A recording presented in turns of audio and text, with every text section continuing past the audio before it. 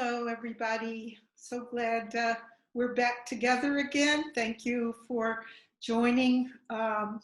So this is our third and final day. I'll miss you, but time to sum up what's been going on. So I think the best thing for me to do is I've asked our wonderful coordinator, Tobias Cropper, if he would show the actual revisions so that I could read today's revision to you, and then we'll talk about it. So the third day revision I've called Before Writing. This morning, listening to Pema children say, just look at the fearful, hated self with compassion. Be ready to open your heart to it and hold it. Gave me something to write about. I was going to write with my meanest self, put the pen in that mean self's hand and force out my worst secrets, as if the more I suffered, as my father taught, the better I would be. But instead, this time, as Pema taught, I held myself watchfully, the way you hold a yoke, and found myself thinking of the great poet Adrienne Rich, of how every day she wrote for 8 hours, how in the later years, after diving into the wreck, she started dating her poems, began to believe that poems aren't eternal, but like the day itself, changing, moving ahead as we move, as we stand beside what we write, as we're led there.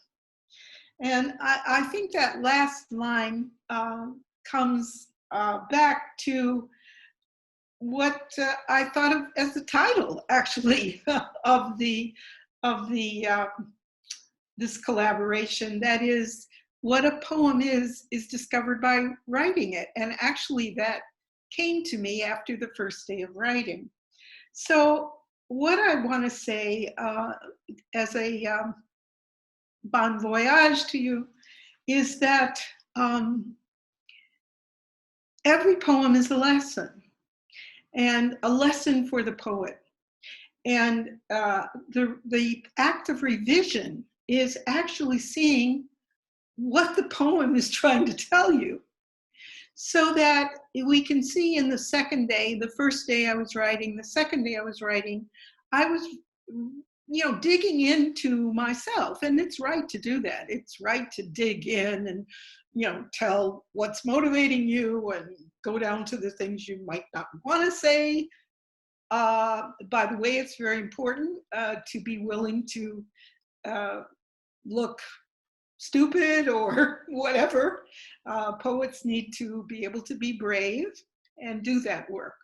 So I was willing to do that, but then it turned out the poem was trying to teach me something. And this is a process. And the process turned out to be something I paid attention to, which was that I was listening to Pema children, and what Pema children entered into my writing. And then a different outcome than I expected came out. The poem had a surprise in it, which it always does.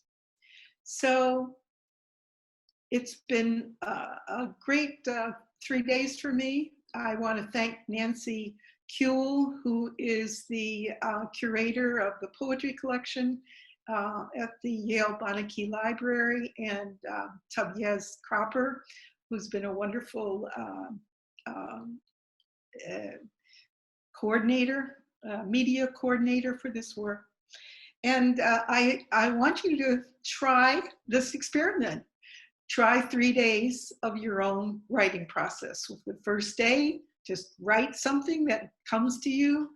The second day, go back and look at it again, revise it.